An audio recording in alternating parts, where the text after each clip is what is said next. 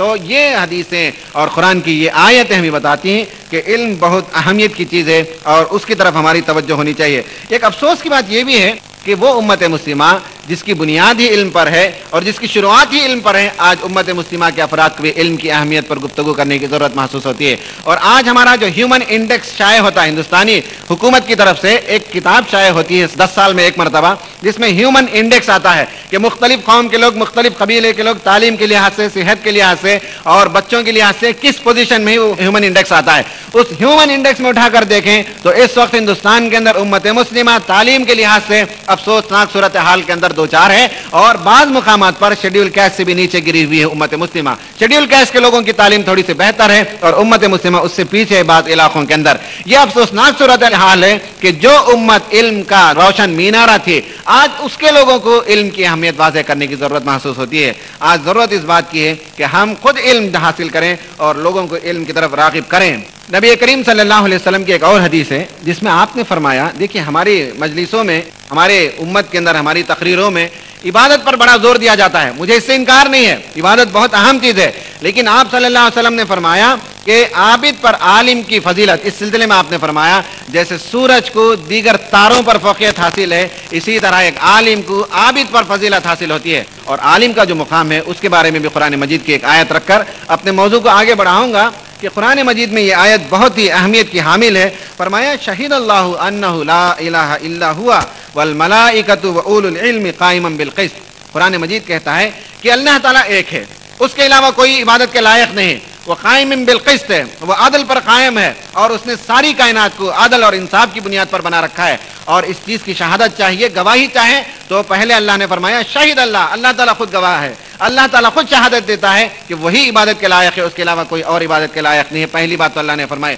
اس کے بعد اگر شہادت چاہیے، گواہی چاہیے تو ملائکہ سے پوچھ لو، والملائکہ، پھر اس کے بعد تیسرے نمبر پر اللہ، ملائکہ، اس کے بعد اللہ تعالیٰ نے کسی کا نام لیا تو وہ اولو العلم، وہ لوگ جو علم رکھتے ہیں، ان کا مقام اللہ تعالیٰ نے بلند کر کے بتایا کہ اللہ کی وحدانیت، اللہ کی عبادت کرنے کی ضرورت کی چیز ہے، اس پر اظہار کرتے ہوئے اللہ نے فرمایا کہ اللہ کی گواہی، ملائکہ کی گواہی کے بعد اہل علم کی گواہی کافی ہے۔ تو اس سے معلوم ہوتا ہے اہل علم کا مقام کتنا ہے۔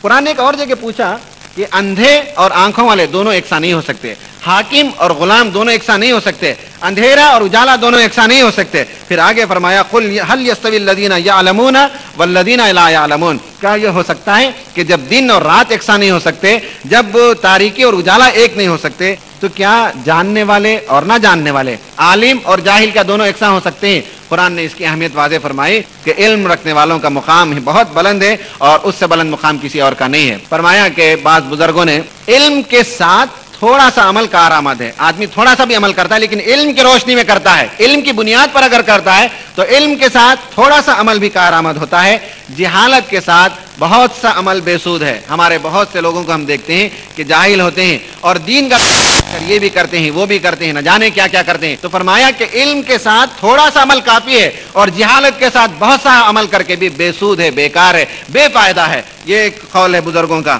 ایک اور قول یہ ہے کہ مال اگر آپ خرچ کریں گے تو گھٹے گا۔ میرے جیب میں اگر 1000 روپے ہیں اور میں آپ لوگوں کو تقسیم کروں تو میرے پاس کچھ نہیں بچے گا۔ مال بانٹنے سے، تقسیم کرنے سے، خرچ کرنے سے ختم ہو جاتا ہے، لیکن دنیا میں 3 چیزیں ہیں جو تقسیم کرنے سے، بانٹنے سے ختم نہیں ہوتی۔ دنیا میں 3 چیزیں ایسی ہیں جنہیں آپ تقسیم کریں تو وہ تقسیم سے جو ہے کم نہیں ہوتی، بڑھ جاتی ہیں۔ تو ایک محبت ہے، محبت آپ جتنی تقسیم کریں گے محبت کم نہیں ہوتی، بڑھتی چلی جاتی ہے، ٹھیک ہے۔ دوسری چیز ہے آگ، آگ آپ تقسیم کریں تو آگ بڑھ جاتی ہے، آگ ختم نہیں ہوتی ہے نا۔ ایک کینڈل سے دوسرا کینڈل، دوسرے کینڈل سے تیسرا کینڈل جلائیے تو پہلا کینڈل تو نہیں بجھ جاتا ہے نا۔ تو آگ، محبت اور تیسری چیز ہے علم۔ علم جتنا آپ بانٹیں گے، علم جتنا آپ تقسیم کریں گے، اتنا آپ کے علم میں اضافہ ہوگا۔ یہ 3 بنیادی چیزیں ہیں۔ تو بعض بزرگوں نے کہا مال خرچ کرنے سے گھٹتا ہے، علم خرچ کرنے سے بڑھتا ہے۔ جتنا آپ خرچ کریں گے اتنا آپ کا علم بڑھتا چلا جائے گا۔ عالم وقت کے چراغ ہوتے ہیں، اندھیرے کو دور کرتے ہیں، تاریکی کو دور کرتے ہیں، دل کے اور روحانی جو اندھیرے ہوتے ہیں ان سب کو چھانٹ دیتے ہیں۔ علم تنہائی میں انیس ہے، آپ اکیلے ہیں، آپ کے پاس علم ہے تو آپ کا غمخوار ہے، مونس ہے۔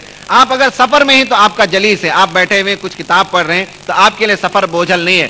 سفر آپ کے لیے کٹھن اور مشکل نہیں، جن کو پڑھنے کی عادت ہو. میں نے بعض اپنے بزرگوں کو خاندان میں دیکھا کہ 80 سال کی عمر بھی ہو گئی لیکن گھر کے لیے وہ بوجھ نہیں تھے، گھر والوں کے لیے وہ بیزار نہیں تھے. جن کو پڑھنے کی عادت نہیں، جن کو مطالعے کی عادت نہیں ہے، جو خاص کر بڑی عمر کے لوگ ہو جاتے ہیں، وہ گھریلو معاملات میں مداخلت کرتے ہیں. وہ بہو کے ساتھ اور داماد کے ساتھ اور بچے کے ساتھ، پوتا یہاں کیوں چلا گیا، نواسی وہ کیوں کر رہی ہے، یہ کیوں، یہ کیسے ہے، اس پر جو ہے لوگوں کا وقت بیتتا ہے اور گھر کے اندر ماحول بگڑتا ہے. بالخصوص بڑے لوگوں سے لوگ اکتا جاتے ہیں. لیکن جن کو پڑھنے کی عادت ہے، میں نے ایسے بزرگوں کو بھی دیکھا ہے 80 سال کی عمر ہو گئی لیکن پڑھتے رہتے تھے، بستر پر لیٹے ہوئے، کسی کے لیے کوئی تکلیف نہیں. ان سے جا کر ملنا، ملاقات کرنا، بات کرنا لوگوں کو اچھا لگتا تھا. لوگ جو ہے ان کو بوجھ نہیں سمجھتے تھے. جو پڑھنے کے عادی ہوتے ہیں، علم جو ہے تنہائی میں آپ کا ساتھی ہے، علم آپ کے سفر کا ساتھی ہے، علم آپ کے بڑھاپے کا ساتھی ہے، علم آپ کے دوستوں کو قریب کرتا ہے، علم آپ کے دشمنوں کے لیے ہتھیار ہے، علم اجنبی کو قریب کر لیتا ہے، علم جنت کا راستہ دکھاتا ہے. ایسی جو ہے بہت سے اقوال ہیں کہ علم ایک بہت عظیم چیز ہے، علم ایک بہت اہم چیز ہے. اب ہم اصل موضوع پر آئیں گے کہ اتنی اہمیت علم کی کیوں ہے.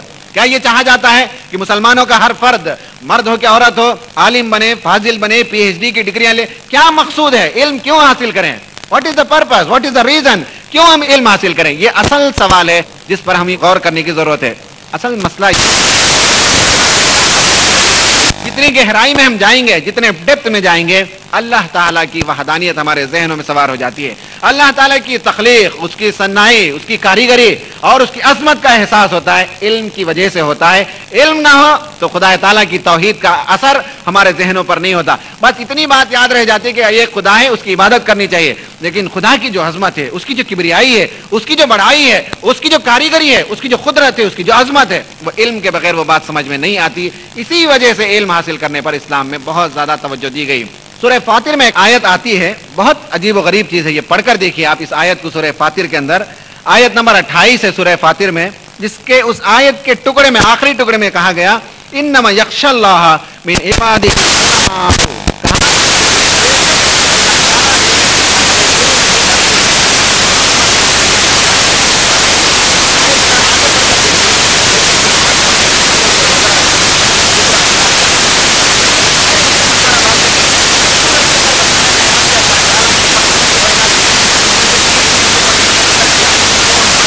میں جو ہے اگنیس راک، میٹامارفس راک اور اس طرح کی جو پتھروں کی جو تقسیم آتی ہے، گرینائٹ ہے، ماربل ہے، ان سب پتھروں کا ذکر اس کے اندر آیا ہے کہ اللہ تعالیٰ نے پتھروں کو کس طرح سے بنایا ہے. غور کرو، ان میں سے بعض کالی دھاریاں والی ہوتی ہیں، بعض احمر اور سرخ ہوتے ہیں، بعض پتھر سفید ہوتے ہیں. آپ کو معلوم ہے کہ گرینائٹ ریڈ ہوتا ہے، ماربل سفید ہوتا ہے، یہ سب معلوم ہے نا. ان پتھروں کا ذکر کرنے کے بعد اللہ تعالیٰ نے فرمایا کہ اللہ تعالیٰ کی نشانیاں ہی کائنات کی ان سب چیزوں میں انما یخشی اللہ من عبادہ. اللہ تعالیٰ کیا مطلب ہوا؟ اس سے معلوم یہ ہوا کہ کائنات پر غور و فکر کرنا، سورج پر، چاند پر، ستاروں پر، انسانوں پر، جانوروں پر، پتھروں پر، ندیوں پر، سمندروں پر جو غور و فکر کرتے ہیں، اس کے نتیجے میں اللہ تعالیٰ کی عظمت کا، اس کی قدرت کا احساس ہوتا ہے اور آدمی جو ہے خدا تعالیٰ کا سچا اور پکا بندہ ہے.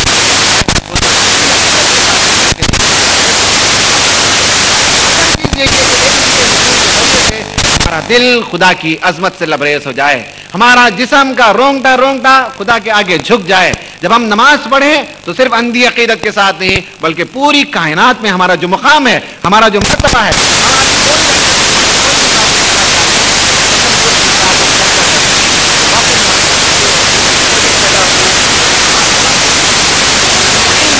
بنیاد کیوں، وائی کیوں علم حاصل کیا جائے؟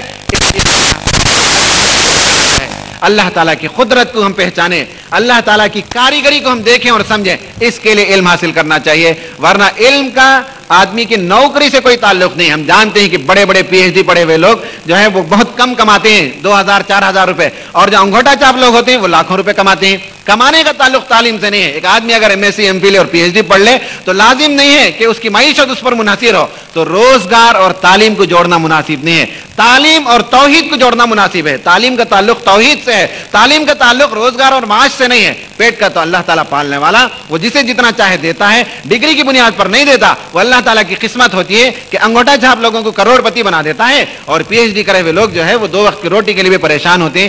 توحید کا تعلق ہے تعلیم سے، تعلیم کا تعلق روزگار سے نہیں، یہ معلوم ہونا چاہیے.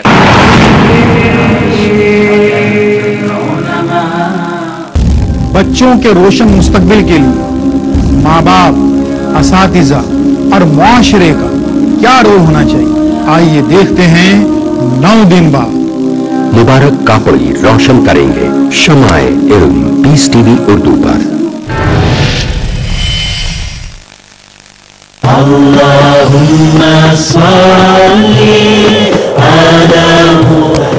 हादिसे नबवी सल्लल्लाहु अलैहि वसल्लम। हजरत उमर बिन खत्ताब रजी अल्लाह अन्हु ने फरमाया कि मैंने रसूलुल्लाह सल्लल्लाहु अलैहि वसल्लम से सुना, आप फरमा रहे थे कि तमाम अमाल का दारो मदार नियत पर है और हर अमल का नतीजा हर इंसान को उसकी नियत के मुताबिक ही मिलेगा।